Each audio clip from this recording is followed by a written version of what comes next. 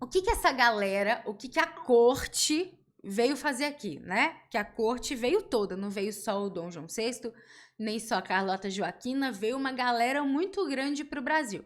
Mas por que que eles vieram para o Brasil? O que que eles vieram fazer aqui?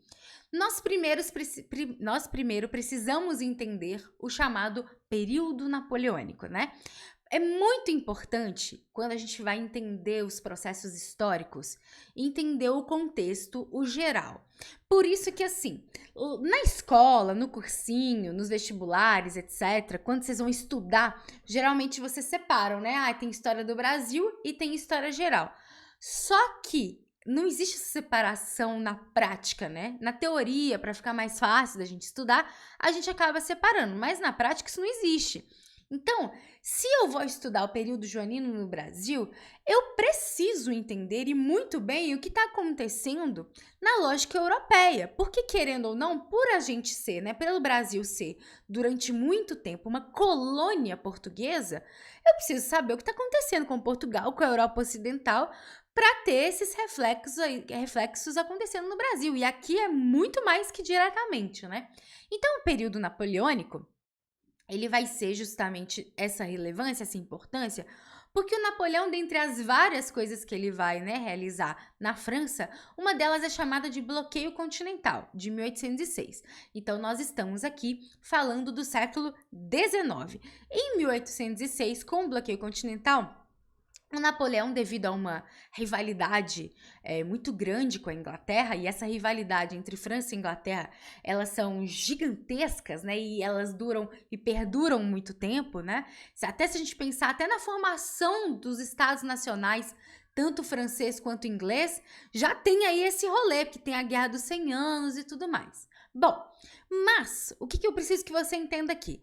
Devido a essa rivalidade e devido até mesmo a disputas econômicas, o Napoleão instala o bloqueio continental. O que significa isso? O Napoleão vai virar e falar assim: olha, eu não quero que nenhum país aqui da Europa Ocidental tenha alianças comerciais, então realizem questões comerciais com a Inglaterra. Aí você me pergunta o seguinte, mas Tati, o Napoleão, ele tem esse poder todo, ele pode fazer isso? O que é poder, não é mesmo? Não é uma questão de poder no sentido de ele manda em toda a Europa e pode fazer isso, mas ele vai ameaçar.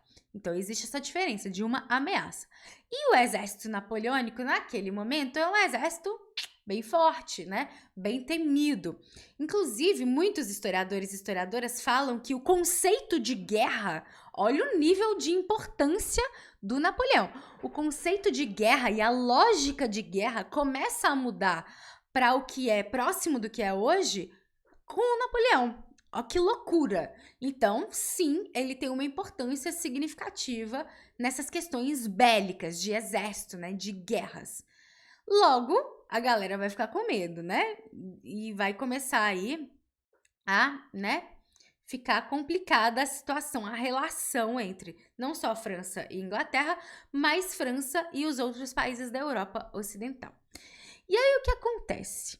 Para quem não sabe, e aí eu já dou esse spoiler, há um século antes do bloqueio continental, mais especificamente em 1703, existe um tratado entre Portugal e Inglaterra chamado Tratado de Methuen. Tratado de Methuen, também conhecido, tem um apelido aí carinhoso chamado de Panos e Vinhos, que é um tratado em que, enquanto a lógica manufatureira inglesa foca mais na questão dos panos, dos tecidos e por isso vai então exportar muitos panos e tecidos, a lógica portuguesa tem mais uma questão de produção de vinhos. E aí eu te pergunto, com esse tratado, né, então essa aliança, enquanto a Inglaterra fornece panos, a Portugal fornece vinhos. Beleza. Aí eu pergunto, e aí, vamos lá. Vamos ser sinceros e honestos e honestas e sinceras. Para você, é mais fácil uma galera consumir vinho ou pano? Cuidado com os festejos aí todos, né? Bom, é mais fácil a gente consumir panos, por mais que a gente curta muito vinho. Não, gente, maiores de idade, tá? Maiores de 18 anos. Por mais que se curta muitos vinhos, a galera vai consumir mais pano. A gente precisa se vestir, a gente precisa se cobrir, a gente precisa de muito pano nessa vida, né? A galera tá respondendo aí pano no chat. Logo, a Inglaterra vai acabar vendendo muito mais do que Portugal. Vai lucrar muito mais que Portugal. E Portugal vai ter sempre aí grandes dívidas com a Inglaterra. Essa, é claro, é uma das alianças econômicas, é a mais conhecida, a mais importante. E aí nós temos o seguinte: Portugal, mais especificamente o Dom João VI, que aqui eu vou pedir a licença poética para vocês de chamar de Dom João VI, mas ele não era Dom João VI ainda, tá? Porque a mãe dele, a Dona Maria I, ainda estava viva, mas ele estava assumindo um cargo de regência. O que significa isso? Regência é substituição, porque a mãe dele foi, entre aspas, aí considerada louca, tá? Por que muito entre aspas? Inclusive, atualmente nós temos um trabalho bem recente da historiadora Mari Del Priore, não sei se vocês já ouviram falar, que ela estuda, né, o caso da Dona Maria I, da vida da Dona Maria I, e descobre que, na real, essa lógica de ela era louca e tudo mais, ela tinha depressão. Então não é uma questão de loucura, mas a gente sabe muito bem, né, dessa lógica do papel da mulher e de como a mulher age.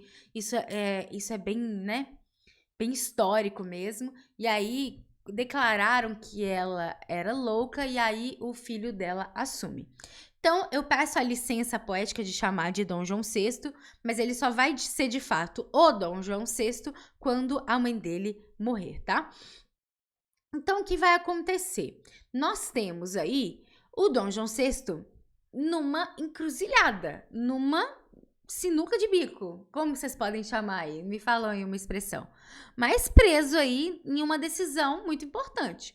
Ou assume o bloqueio continental e aí vai ter gravíssimos problemas com a Inglaterra, em que o Portugal tem uma aliança muito forte, muito longa, já tem mais séculos. Ou vai, então, adotar o lado inglês, né? Não adotar o bloqueio continental e vai enfrentar problemas com o exército napoleônico, tá?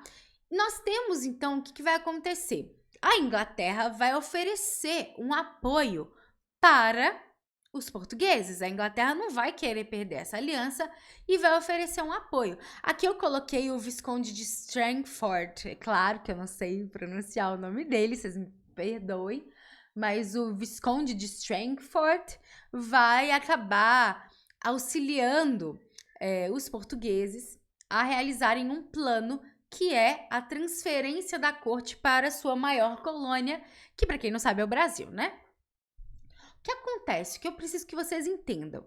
Esse plano, essa lógica de transferência da corte para sua maior colônia, e aí quando eu falo maior colônia, não é só em tamanho, tá? Mas é em questão de lucro também, o que dava mais lucro, o que dava mais dinheiro. Essa ideia, ela não é uma ideia inédita. Vários outros momentos do período colonial se cogitou essa transferência da corte portuguesa para o Brasil. Porém, nesse momento aí, a motivação era muito maior, né? A gente tem uma ameaça muito grande. E para quem não sabe, o Dom João VI, durante todo esse processo aí de bloqueio continental e antes da vinda, né? Que o bloqueio continental é de 1806, a corte chega em 1808. Ele conseguiu enrolar os dois o tempo inteiro. Então ele mandava cartas para Napoleão falando que ia dar certo, que ele ia de fato adotar o bloqueio continental. Também mandava cartas para Inglaterra, falava: "Não, tá tudo certo, nós estamos juntos, é isso aí". Então ele consegue meio que ludibriar os dois até que o Napoleão coloca mesmo na parede. Desculpa se fez muito barulho. E de fato vai ter essa transferência. E a Inglaterra vai ter essa escolta inglesa transferindo a corte para o Brasil. Deixa eu ver os comentários de vocês aqui. Ei, Juju! Cheguei, vim te ver, sou veterana já. Muito chique, Juju. Obrigada pela sua companhia. Joãozinho tava no ou é sim ou é sim. É isso, Alex. É isso. Alex ou Alex? Prof, o pano e demais tecidos eram usados além de usos domésticos também mercantil e fabril? Sim. Os panos, os tecidos, né? A Inglaterra vai ter esse histórico de produção. Não é à toa que no processo de Revolução Industrial você tem aí, né, como produto-chave também aqui a lógica dos panos. Os panos são utilizados para, pensa numa coisa, era utilizado até mesmo para a questão, por exemplo, vamos colocar aqui, eu produzo algodão, e aí eu vou embalar esse algodão. Algodão é algodão? Não, vamos olhar, sei lá, feijão. E eu vou embalar esse feijão. Eu preciso do pano também para embalar esse feijão, entendeu? Para ensacar esse feijão. Então o pano serve para praticamente tudo, né? Vestimentas, para questão fabril, enfim, para tudo. Conheci o seu canal em 2018, quando prestei vestibular. Já estou no 7º período. Gui, que notícia ótima! Que curso você está fazendo? Fico muito, muito, muito feliz com essa sua conquista. E fico muito feliz com a sua companhia, né? Nossa, feliz demais. Mas então, tudo certo até aqui. Então a galera, cerca de 10.000 pessoas vieram para o Brasil com a corte portuguesa.